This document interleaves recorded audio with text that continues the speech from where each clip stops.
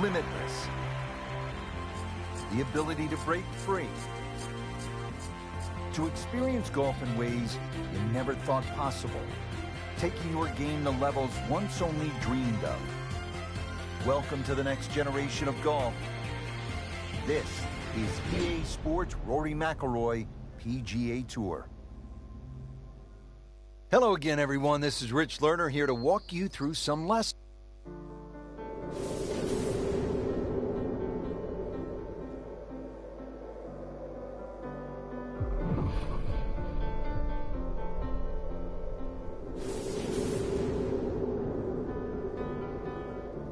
So many historic moments have played out before our eyes in major championships, and today, two of the top players in the world are set to tee off.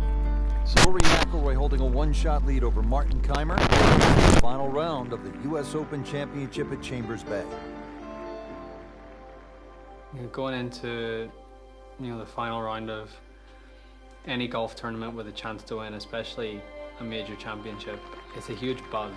That's the only way I can describe it. It's the best feeling a golfer can have because you're in the mix and you're in with a chance to win one of the biggest tournaments in the world. It's an incredible feeling. It's something that you may only get to experience a handful of times in your life. So, that atmosphere, you want to soak it in as much as you can and really enjoy it. Rory McIlroy coming off a strong performance yesterday, now making his way to that first tee box and looking to add another major championship trophy to his already growing collection.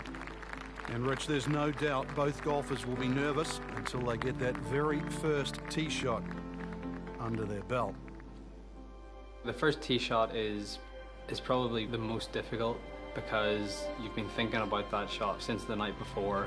Once you get that first shot out of the way, you calm down, you're a little more settled, you're not quite as anxious or nervous, and you sort of get into the rhythm of the round. You want to get off to the best start possible, and obviously that starts with that first tee shot. Well, there he is, Rory McIlroy, a past U.S. Open winner, set to tee off on what could be an historic day of golf, set against the beautiful Puget Sound. And he's underway. Frank, it looks like a good one. Yeah, it looked like a free-flowing swing, that's for sure.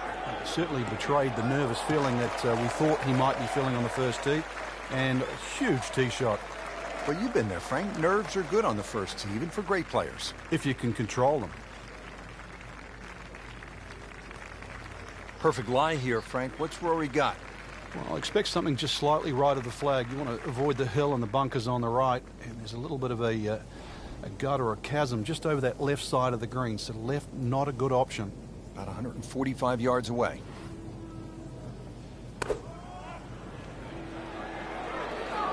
Another good swing, and it looks like, Frank, another really good shot. Looks to be a good one, Frank. Oh, nestles inside 15 feet, so a birdie chance coming up for Rory. Good birdie chance early here for McIlroy. A nice place to putt from uphill, so he can certainly be aggressive with this. Should turn to the right.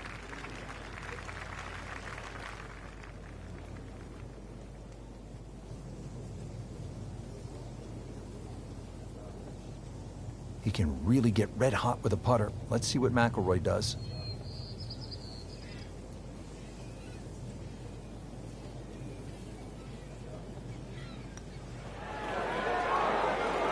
Birdie straight out of the gate. Beautifully done.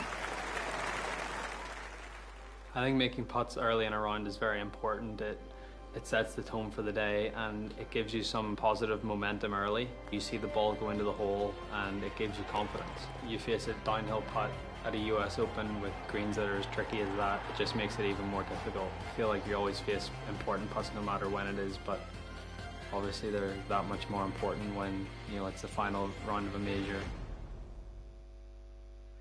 Now over to the second, and McIlroy with a challenging downhill putt. Frank, I know it's early, but if he drops this could really spark some momentum for the round. But this putt will be very, very quick. You've got to be careful because the ball can quite easily take off once it gets past the hole. Standing over his birdie putt.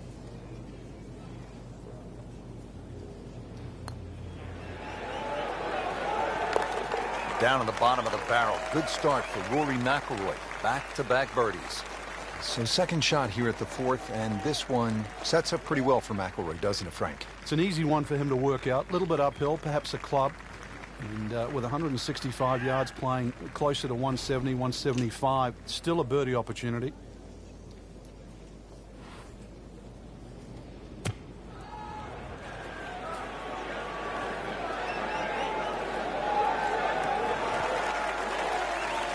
No, it's a good strike. Good swing by McIlroy. And no problem finding the putting surface.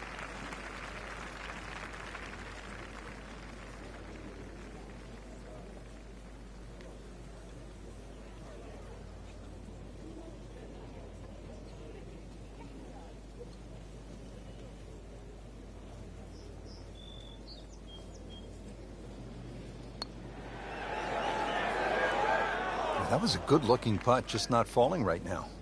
Sadly, he's going to be disappointed.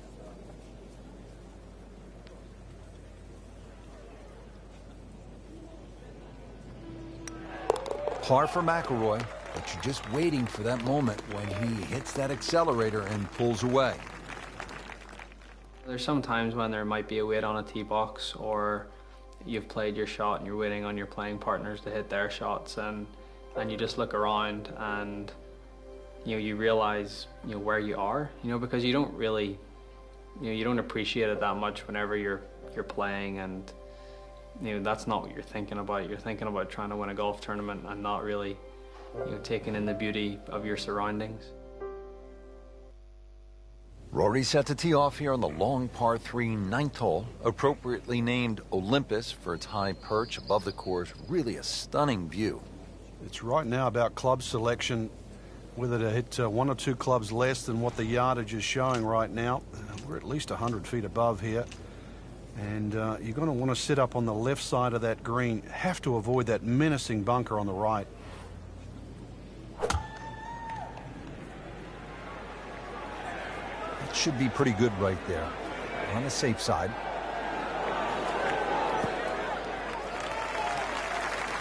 Oh, what a shot by Rory. Really total disdain for this hole. Stuck that one. Can't hide the flagstick from Rory McIlroy. Been pretty good all day from this distance, just trying to take care of business. But he has it for birdie. Now it is Martin Keimer all alone. Not unlike that tree out in the distance. They actually called that one Lone Fir here at 15. So McIlroy is the chaser.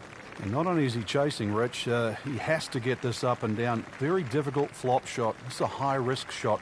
Trying to get that ball up very quickly over the little pot bunker and then somehow get the ball to land soft on these very fast and very firm greens.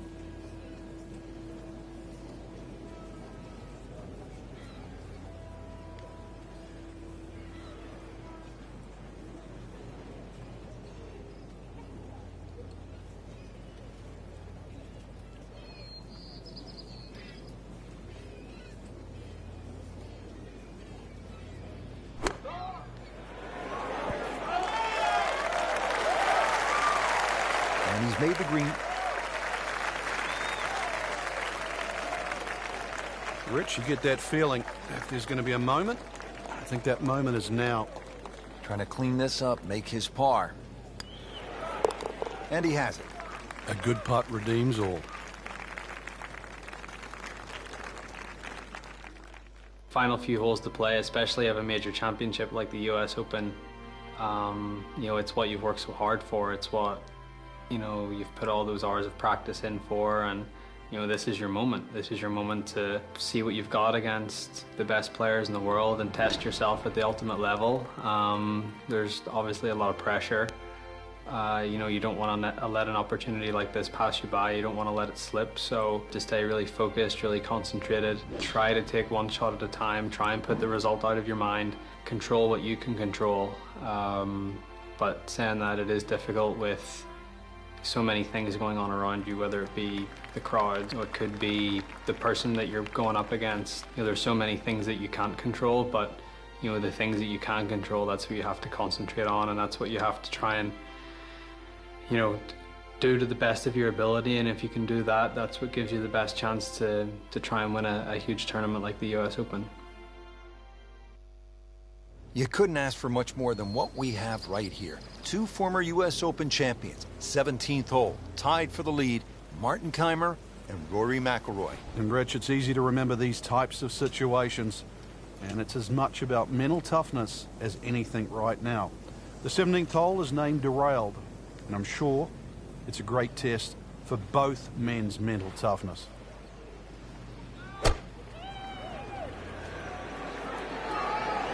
This is a good-looking shot.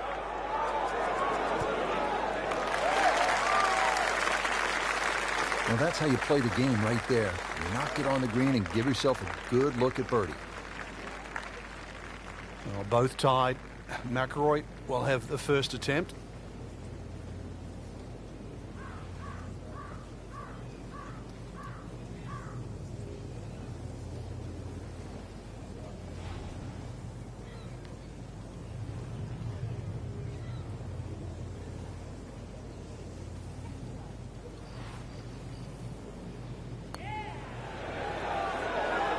So close. And yet it still counts for another shot.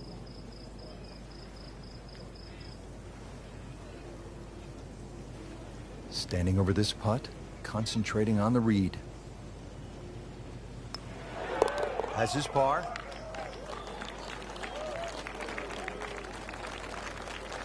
Frank, this has been just a fantastic week, and these last few shots are going to determine the entire championship. Rich, normally you'd think par on the 72nd hole would be good enough to win a U.S. Open, but this par 5 is certainly reachable by these players. Par, no doubt, will not be good enough.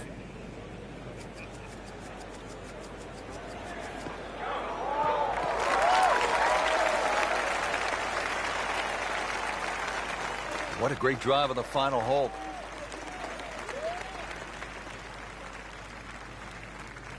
You know, Rich, so often we associate U.S. Opens with just a straight slog, par after par, but this is a real treat. Kaymer at his best, McIlroy at their best, playing anything other than U.S. Open style. This is a totally different generation. Brilliant golf by the two Europeans.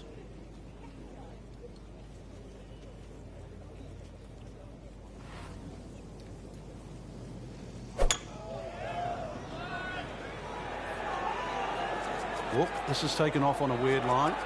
And it's going to be in the rough, it looks like. And that one rolls just into the rough. Now you have to decide whether or not that ball's going to fly or not. Ball sitting down here in the rough. He's digging in.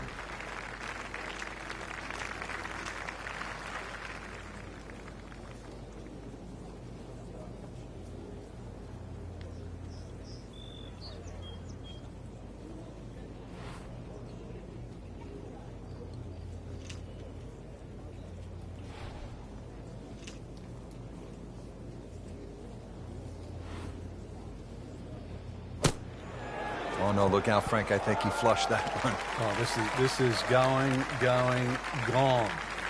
Playing a par 5, Frank, what happened on that third shot? Yeah, it's a poor decision.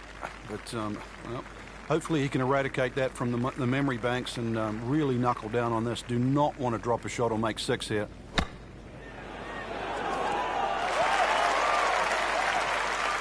Frank had hit the green, but just didn't have enough backspin.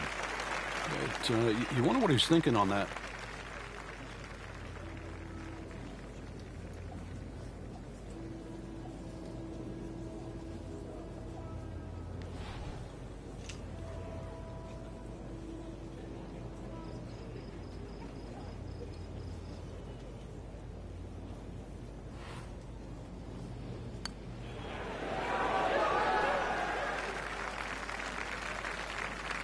And Frank, that steady play continues. Rock solid. Excellent approach shot. Locked in on the read and the speed.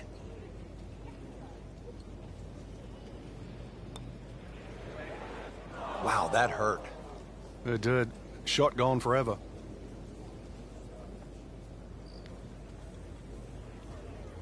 He has to make this for a double bogey. The door was open, but Martin Kaymer slammed it shut. Kaymer, the U.S. Open champion yet again. It came down to the final hole, old-timer really put on a show.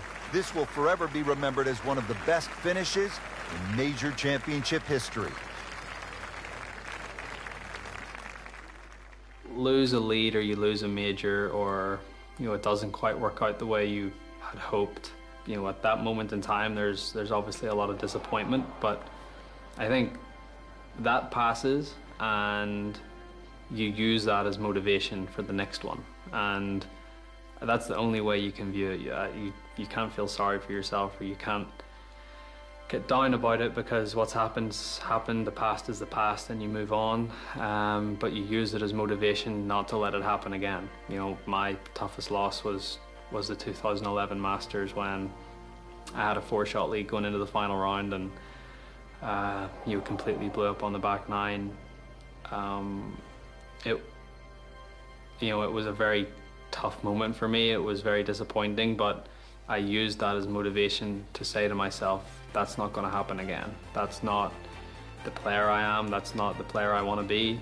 I used it in a way that 70 days later, I won my first US Open and my first major. So sometimes disappointments can be catalysts for good things to happen in the future, and it's just how you react to it. And I feel like, if you react to your disappointments in the right way, they can be very beneficial.